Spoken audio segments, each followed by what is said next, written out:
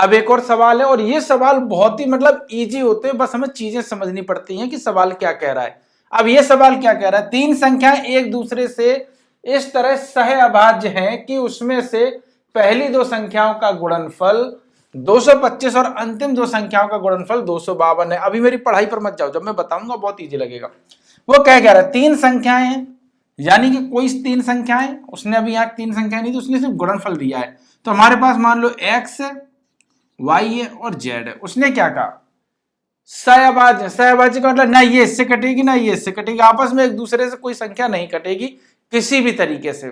चलो ये बात भी ठीक है कि उसमें से पहली दो संख्याओं का गुणनफल, पहली दो संख्याएं कौन सी है, x और y, इनका गुणनफल यानी कि x और y का गुणनफल कितना है, 225। ठीक है, अंतिम दो संख्याओं का गुणनफल, अब देखो पहली दो संख्या ये है, तो अंतिम दो संख्या कितनी है, y और z, तो y और z का गुणनफल कितना है, 252। यही कह रहा ना कि तीन संख्या है, मैंने x y z मान ली क्योंकि कहीं दी नहीं गई है, उसने सिर्फ गुणनफल दिया है। तो x और y का गुणनफल x into y 225, y into z 252। एक बात क्लियर हुई। अगर हम ऐसा करें कि गुणनखंड निकाल लें तो उसमें से कुछ संख्या x निकलेगी, कुछ y निकलेंगी, कुछ z निकलेंगी, लेकिन एक चीज क्लियर होगी कि कुछ ऐसा जरूर होगा जो दोनों में होगा, इसमें भी होगा और इसमें भी होगा। तो गुणनखंड का मतलब क्या होता है कि हम इसके अंदर झांक कर देखते हैं कि क्या है इसके अंदर। तो सबसे पहले हमने क्या किया, 225 के अंदर झांकते हैं, तो फिर 2 एकम 2, 2 एकम 2, 2 से नहीं जाएगी सॉरी, 5 चौको 20, 5 25, 5 45, 3 त्रिका 9 और 3 एकम 3, ये इसके गुणनखंड हो गए।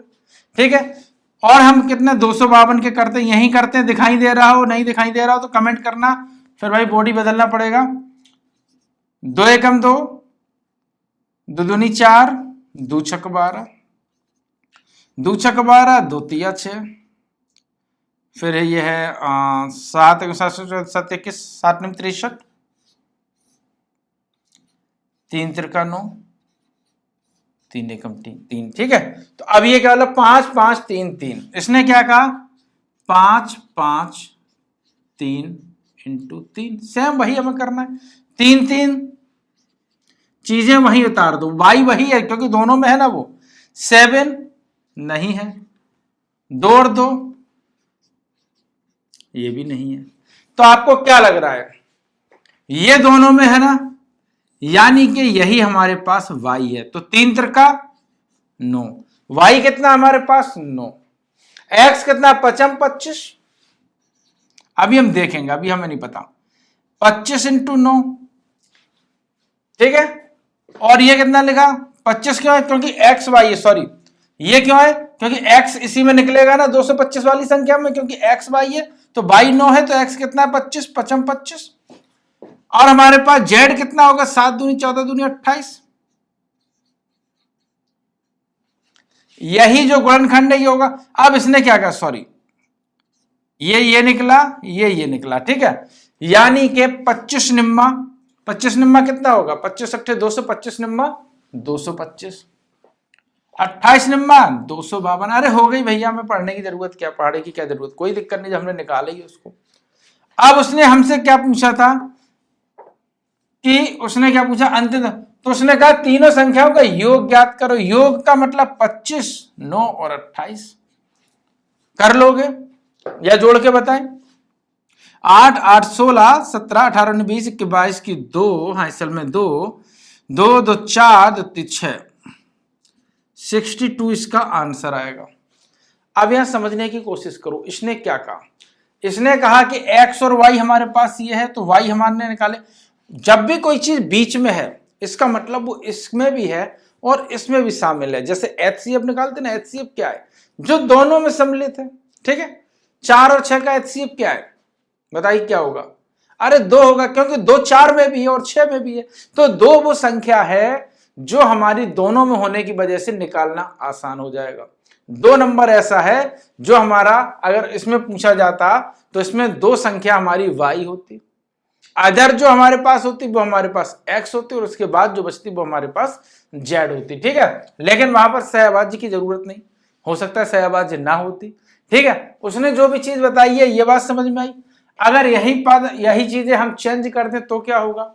तो चलो एक सवाल बनाते हैं, अब ये आप करके दिखाइएगा। ठीक है, ये बिल्कुल वही सवाल है, सेम वैसे ही है। ठीक है, करना आसान होगा, इसमें हम कुछ भी चेंज नहीं। ऐसे सवाल आते हैं, बहुत आते हैं। मैंने तरीका बताया कि क्या ये सवाल बोलता क्या है, कहता क्या, और किस तरीके से हम करेंगे। तो इसका आंसर क्या मुझे डिस्क्रिप्शन में देना, वो उसमें कमेंट बॉक्स में देना पड़ेगा। अगर देना पड़ेगा तो मैं लिख दूंगा इसका आंसर।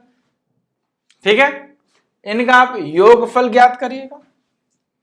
मैं ये भी कह सकता था इनका गुणनफल ज्ञात करिएगा, फिर गुणा करते करते थक जाते। ठीक है, वैसे आप बताइएगा क्या आप चाहते हैं कि मैं सिर्फ सवालों की झड़ी लाऊं, इतनी झड़ी लाऊं, ऐसे ऐसे कॉन्सेप्ट आपके साथ क्लियर करूं जो आपको आसान लगे? वैसे मैंने ढेरों सवाल बताए, अभी दरअसल में क्रम नहीं चल पा रहा है, क्योंकि मुझे समझ में नहीं आ रहा मैं पढ़ाऊं किसको, क्या पढ़ाऊं, और मतलब क्या सब्जेक्ट, मतलब एसएससी की तैयारी कराऊं, ग्रुप डी की कराऊं, एनटीपीसी की कराऊं, या 10th 12th वालों को पढ़ाऊं, या फिर और छोटे वालों को पढ़ाऊं, या फिर सी टेट पी टेट मी टेट, मतलब मैं समझ में नहीं आ रहा। चलो कमेंट करके बताओ कि मेरे इस वीडियो चैनल पे ज्यादातर किससे मतलब जुड़े हुए लोग, जाके मैं पता चल सके कि मैं करूं क्या, क्या मैं आपको पढ़ाऊं, उसी को फिर मैं लेके चलूं, बाकी क्या अदर चैनल पे डाल लिया जाए। क्या है, आसान है बनाना।